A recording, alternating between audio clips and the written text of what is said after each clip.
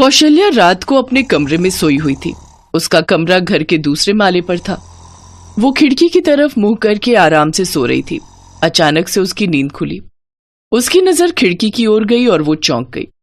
उसने देखा पड़ोस की बिमला की नई बहू पायल खिड़की से कमरे के अंदर झांक रही थी। कौन है वहां? पायल है क्या? खिड़की के बाहर से तुरंत पायल का चेहरा हट गया। कौशल्या दौड़कर खिड़की के पास गई। कौन है? कौन? पायल तुम हो क्या? लेकिन कौशल्या किसी को देख ही नहीं पाई। वो खिड़की से आगे पीछे ऊपर नीचे चारों तरफ देखती रह गई। उसे पूरी रात नींद नहीं आई। अगले दिन सुबह सुबह वो बिमला के घर पर गई। अरे कौशल्या, आओ आओ, क्या बात है? इतनी सुबह सुबह क्या सोचकर आ गई हो? घर में चीनी या चाय पत्ती खत्म हो गई है क्या? नहीं नहीं, चाय पत्ती नहीं, मेरा मेंटल पीस खत्म हो गया है। Mental peace? वो क्या चीज है? कोई नए किस्म का खाना है क्या? नहीं नहीं, मेंटल पीस मतलब मानसिक। छोड़ो, तुम नहीं समझोगी। अपनी बहू को बुलाओ। नई बहू? अरे ओ पायल, कौशल्या चाची आई हैं तुमसे मिलने, बाहर आओ जरा। पायल आंखें रगड़ते हुए कमरे से बाहर आई। क्या बात है कौशल्या चाची, इतनी सुबह? मैं तो सो रही थी। हाँ, रात को लोगों के कमरों में झांकोगी तो देर तक तो सोना ही पड़ेगा ना। लोगों के कमरों में झांकना? ये आप क्या कह रही हैं कौशल्या चाची? हाँ कौशल्या, ये क्या तुम उल्टा सीधा इल्जाम लगा रही हो मेरी नई बहू पर? मैंने कल रात साफ साफ तेरी बहू को मेरी खिड़की के बाहर देखा था। कल रात को मिलाकर लगातार 3 दिन से हो रहा है ये सब। क्या? आपके कमरे के बाहर? लेकिन आपका कमरा तो दूसरे माले पर है। हाँ वही तो, वहां क्या मेरी बहू उड़ कर जाएगी? या फिर जादुई शक्तियों से पैर लंबे कर लूंगी। कौशल्या चुप हो गई। उसे चुप देखकर बिमला ने कहा, कौशल्या तुम सो रही थी, तुमने सपना देखा होगा। जाओ घर जाओ और चाय पी लो। नहीं नहीं, मैं चाय बनाकर लाती हूँ। कौशल्या चाची, मेरे हाथ की चाय पियो। कौशल्या के पास कहने के लिए कुछ भी नहीं था, लेकिन उसे साफ साफ याद था। उसने पायल को ही अपनी खिड़की के बाहर अंदर झांकते हुए देखा था। लेकिन पायल ऐसा कैसे कर सकती है? ये बात कौशल्या को कुछ समझ नहीं आ रही थी। पायल की शादी को सिर्फ 2 हफ्ते ही हुए हैं। पायल ने बिमला के बेटे राहुल से लव मैरिज की है, लेकिन शादी से सिर्फ 1 महीने पहले उन दोनों की मुलाकात हुई थी। शादी के बाद जब पायल इस घर में आई थी, तभी उसे देखकर कौशल्या को बिल्कुल अच्छा नहीं लगा था। पायल के चेहरे पर एक अलग चतुराई थी। कौशल्या ने मन ही मन सोचा था, ये लड़की को देखकर मुझे कुछ अजीब सा हो रहा है। मुझे ये क्यों लग रहा है कि इस लड़की को मैंने कहीं देखा है। कौशल्या के मन में एक शक था। खैर कुछ दिन तो ठीक ठाक बीते, लेकिन एक रात कौशल्या ने अचानक से खिड़की के बाहर पायल का चेहरा देखा। वो डर तो गई, लेकिन वो नींद में थी, इसीलिए खुद की गलती समझकर बात को जाने दिया। लेकिन उसके बाद लगातार 2 रात उसने पायल का चेहरा देखा, और उसके बाद वो विमला के घर पर पायल से मिलने के लिए गई। लेकिन पायल और विमला ने इस बात को हंसकर उड़ा दिया। उनकी जगह कोई और होता तो वो भी शायद इस बात को हंसकर ही उड़ा देता। ऐसा सच में हो सकता है क्या? लेकिन कौशल्या के मन में डर बैठ गया था। मुझे इस लड़की का राज खोदकर निकालना ही पड़ेगा, नहीं तो मुझे चैन की नींद नहीं आएगी। कौशल्या घर में अकेले रहती थी। 5 साल पहले उसके पति का देहांत हो गया था। कौशल्या की कोई संतान नहीं थी, लेकिन वो बहुत अमीर थी। घर में हमेशा 4-5 लाख रुपए कैश और उसके सोने के जेवर तो ऐसे ही पड़े रहते थे। लेकिन इससे पहले कौशल्या को कभी ऐसा डर नहीं लगा। वो रात भर सोई नहीं, बस खिड़की की तरफ मुंह करके बैठी रही। लेकिन आज उसने कुछ नहीं देखा। अगले दिन भी वो जग कर बैठी रही, लेकिन उस रात भी उसने कुछ नहीं देखा। अगले दिन उसे थोड़ी सी नींद आ गई। वो बैठे बैठे झक मारने लगी। उसकी नींद खुली तो देखा खिड़की के पास से एक चेहरा फट से हट गया। ये पायल ही है। पता नहीं वो क्या चाहती है। मैंने इसे कहीं देखा है, लेकिन कहाँ, मुझे याद क्यों नहीं आ रहा है। कौशल्या को नींद नहीं आई। सुबह सुबह वो चाय लेकर टीवी के सामने बैठ गई। थोड़ा न्यूज देख लेती हूँ। दिमाग में बस पायल ही पायल घूम रही है। न्यूज देख लूंगी तो दिमाग थोड़ा हल्का हो जाएगा। कौशल्या ने टीवी ऑन किया और न्यूज चैनल ऑन करते ही वो चौंक गई। न्यूज पढ़ने वाला आदमी बोल रहा था, बुजुर्ग आदमी और औरतें जरा सावधान रहें, आपके घर में भी हो सकती है डकैती। हमें अभी तक डाकू का चेहरा तो नहीं पता, लेकिन हम इतना जानते हैं कि ये डाकू कोई आदमी नहीं बल्कि एक औरत है। ये खासकर अमीर अकेली बूढ़ी औरतों को टारगेट बनाती है। और एक अजीब बात पता चली है, ये जादुई शक्ति से अपना पैर 10 फीट लंबा कर सकती है। कैसे, हमें नहीं पता। जिस घर को ये टारगेट बनाती है, उस घर में ये अलग अलग रूप लेकर के जाती है। कभी सेल्स गर्ल, तो कभी नौकरानी, और कभी कभी तो ये उस घर के लड़के से शादी तक कर लेती है। पायल की शादी को सिर्फ 2 हफ्ते ही हुए हैं। पायल ने बिमला के बेटे राहुल से लव मैरिज की है, लेकिन शादी से सिर्फ 1 महीने पहले उन दोनों की मुलाकात हुई थी। शादी के बाद जब पायल इस घर में आई थी, तभी उसे देखकर कौशल्या को बिल्कुल अच्छा नहीं लगा था। पायल के चेहरे पर एक अलग चतुराई थी। कौशल्या ने मन ही मन सोचा था, ये लड़की को देखकर मुझे कुछ अजीब सा हो रहा है। मुझे ये क्यों लग रहा है कि इस लड़की को मैंने कहीं देखा है। कौशल्या के मन में एक शक था। खैर, कुछ दिन तो ठीक ठाक बीते, लेकिन एक रात कौशल्या ने अचानक से खिड़की के बाहर पायल का चेहरा देखा। वो डर तो गई, लेकिन वो नींद में थी, इसीलिए खुद की गलती समझकर बात को जाने दिया। लेकिन उसके बाद लगातार 2 रात उसने पायल का चेहरा देखा, और उसके बाद वो विमला के घर पर पायल से मिलने के लिए गई। लेकिन पायल और विमला ने इस बात को हंसकर उड़ा दिया। उनकी जगह कोई और होता तो वो भी शायद इस बात को हंसकर ही उड़ा देता। ऐसा सच में हो सकता है क्या? लेकिन कौशल्या के मन में डर बैठ गया था। मुझे इस लड़की का राज खोदकर निकालना ही पड़ेगा, नहीं तो मुझे चैन की नींद नहीं आएगी। कौशल्या घर में अकेले रहती थी। 5 साल पहले उसके पति का देहांत हो गया था। कौशल्या की कोई संतान नहीं थी, लेकिन वो बहुत अमीर थी। घर में हमेशा 4-5 लाख रुपए कैश और उसके सोने के जेवर तो ऐसे ही पड़े रहते थे। लेकिन इससे पहले कौशल्या को कभी ऐसा डर नहीं लगा। वो रात भर सोई नहीं, बस खिड़की की तरफ मुंह करके बैठी रही, लेकिन आज उसने कुछ नहीं देखा। अगले दिन भी वो जग कर बैठी रही, लेकिन उस रात भी उसने कुछ नहीं देखा। अगले दिन उसे थोड़ी सी नींद आ गई। वो बैठे बैठे झक मारने लगी। उसकी नींद खुली तो देखा खिड़की के पास से एक चेहरा फट से हट गया। ये पायल ही है। पता नहीं वो क्या चाहती है। मैंने इसे कहीं देखा है, लेकिन कहाँ, मुझे याद क्यों नहीं आ रहा है। कौशल्या को नींद नहीं आई। सुबह सुबह वो चाय लेकर टीवी के सामने बैठ गई। थोड़ा न्यूज देख लेती हूँ। दिमाग में बस पायल ही पायल घूम रही है। न्यूज देख लूंगी तो दिमाग थोड़ा हल्का हो जाएगा। कौशल्या ने टीवी ऑन किया और न्यूज चैनल ऑन करते ही वो चौंक गई। न्यूज पढ़ने वाला आदमी बोल रहा था, बुजुर्ग आदमी और औरतें, जरा सावधान रहें। आपके घर में भी हो सकती है डकैती। हमें अभी तक डाकू का चेहरा तो नहीं पता, लेकिन हम इतना जानते हैं कि ये डाकू कोई आदमी नहीं, बल्कि एक औरत है। ये खासकर अमीर, अकेली, बूढ़ी औरतों को टारगेट बनाती है। और एक अजीब बात पता चली है, ये जादुई शक्ति से अपना पैर 10 फीट लंबा कर सकती है। कैसे, हमें नहीं पता। जिस घर को ये टारगेट बनाती है, उस घर में ये अलग अलग रूप लेकर के जाती है। कभी सेल्स गर्ल, तो कभी नौकरानी, और कभी कभी तो ये उस घर के लड़के से शादी तक कर लेती है। और ये सुनते ही कौशल्या के रोंगटे खड़े हो गए। उसे कुछ याद आ गया। अरे, मुझे याद आ गया। 2 महीने पहले एक लड़की आई थी मेरे पास काम मांगने, लेकिन मैंने उसे भगा दिया। वो लड़की पायल ही तो थी, इसीलिए इतनी जानी पहचानी लग रही थी पायल। सत्यानाश, यहाँ दाल नहीं गली तो उसने बिमला के बेटे को पकड़कर शादी कर ली ताकि मेरे घर के पास रह सके। मुझे अभी पुलिस स्टेशन जाना पड़ेगा। कौशल्या तभी पुलिस स्टेशन चली गई और पुलिस को सब कुछ बता दिया। पुलिस के लोग नॉर्मल ड्रेस में आकर इधर उधर छुप गए। रात को कौशल्या सोने का नाटक करने लगी और तभी पायल बाहर आई और पैर लंबा करने लगी। ये देखकर पुलिस के लोगों के होश उड़ गए। वो तुरंत आए और पायल के दोनों पैर चेन से बांध दिए। रे, अब क्या होगा रे तेरा, है लंबे पैरों वाली डायन, चल। छोड़ दो मुझे, छोड़ दो। कौशल्या नीचे आ गई। मुझे पहले से ही इस पर शक था। ले जाइए इसे सर, इसने बहुत सारे मासूम लोगों को लूटा है। पुलिस ने पायल को अरेस्ट किया। उसके बाद से लंबे पैरों वाली पायल कभी किसी को लूट नहीं पाई।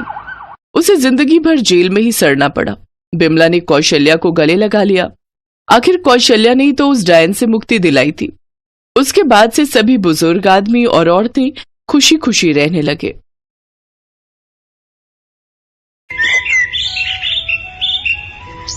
गिरधर सक्सेना का परिवार बेहद ही संस्कारी और आदर्शवादी था। उसके परिवार में उसकी पत्नी हेमा, बेटी नेहा और बेटा रोहन रहते थे। उनके संस्कारों के चर्चे मोहल्ले भर में होते थे। एक दिन उनकी पड़ोसन नीलम मिठाई लेकर उनके घर आती है। हेमा, अरे ओ हेमा बहन, कहाँ हो? आओ आओ नीलम बहन, रसोई में थोड़ा काम था, बस वही निपटा रही थी। अच्छा अच्छा, ये लो लड्डू खाओ। लड्डू? ये किस खुशी में बहन? मेरी बहू माँ बनने वाली है और मैं जल्द ही दादी। सोचा इस खुशी को सबके साथ बांट लूं। वैसे एक बात कहूं, बुरा मत मानना, आप भी अब अपने बेटे की शादी कर ही लो, नहीं तो दादी बनने का सुख बुढ़ापे में नसीब होगा।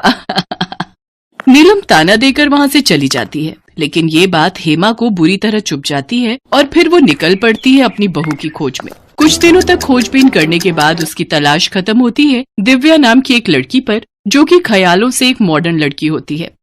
देखिए आंटी जी, मैं आज के जमाने की पढ़ी लिखी और मॉडर्न लड़की हूँ। बेटा, तू मेरे घर आकर भी अपनी जिंदगी अपने तरीके से ही जी सकती है। मेरा मानना है कि बहू भी बेटी ही होती है और मैं अपनी बहू को बंदिशों में बांधना नहीं चाहती। अपने ससुराल वालों के आजाद ख्यालों को जानकर दिव्या झट से शादी के लिए हाँ कर देती है। कुछ ही दिनों में दिव्या और रोहन की शादी बड़े धूमधाम से हो जाती है और वो सक्सेना परिवार की बहू बन जाती है। कुछ दिनों में ही वो घर की हर छोटी बड़ी जिम्मेदारी को बड़े अच्छे से निभाने लगती है। उसके हाथों का बना खाना सबको ही बहुत पसंद आता है। उसके ससुर गिरधर उससे कहते हैं, अरे वाह बहू, तूने तो बहुत ही अच्छा खाना बनाया है। तेरे हाथों में तो अब मानो माँ अन्नपूर्णा का वास है। क्या स्वादिष्ट खाना बनाया है। और ये खीर, आहा, भाई वाह, मजा ही आ गया भाई। आहा, इतना स्वादिष्ट खाना खाकर बहुत अच्छा लग रहा है, वरना लजीजदार खाना खाए तो सदियां हो गई। तंग आ गया था रोज वही घास फूस खाकर।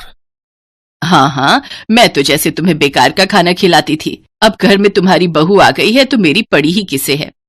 क्या यार मम्मी, तुम भी पापा की बातों का बुरा मानकर बैठ गई। आप तो जानती ही हो उनको मजाक करने की कितनी आदत है।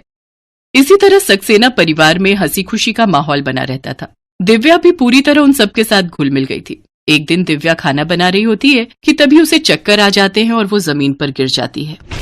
अरे क्या हुआ बहू तुझे? रोहन, देखो बेटा, बहू बेहोश हो गई है, जल्दी से डॉक्टर को फोन करके बुलाओ। हाँ माँ, मैं अभी फोन करता हूँ। रोहन जल्दी से डॉक्टर को फोन करता है। घर आकर डॉक्टर उसका चेकअप करता है तो रोहन उससे पूछता है, क्या हुआ डॉक्टर साहब, सब नॉर्मल है ना? हाँ, सब नॉर्मल है। अगर सब नॉर्मल है तो फिर ये बेहोश क्यों हो गई थी? वो इसलिए क्योंकि आप बहुत जल्द दादी बनने वाली हैं। आपकी बहू प्रेग्नेंट है। ये कहकर डॉक्टर वहां से चला जाता है। इसका मतलब मैं जल्दी ही बुआ बनने वाली हूँ। मुबारक हो भैया, आप पापा बनने वाले हैं। हाँ, नेहा तुझे भी बहुत बहुत बधाई होने वाली बुआ जी।